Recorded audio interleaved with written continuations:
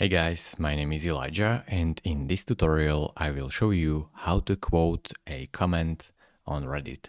First of all, select a post. So I will select this post, for example, go to comment section. And here if I want to, let's say I want to quote this comment, I will select it, right click and click on copy.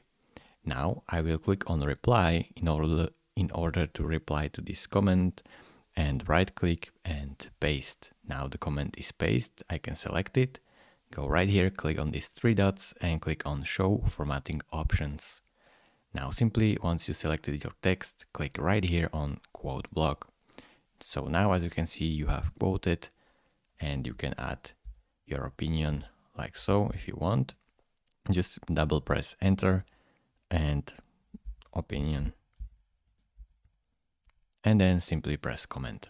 This is how you can simply quote or comment on Reddit. Thank you very much for watching. If this video was helpful to you, consider subscribing and liking this video, and I will see you in the next tutorial. Bye bye.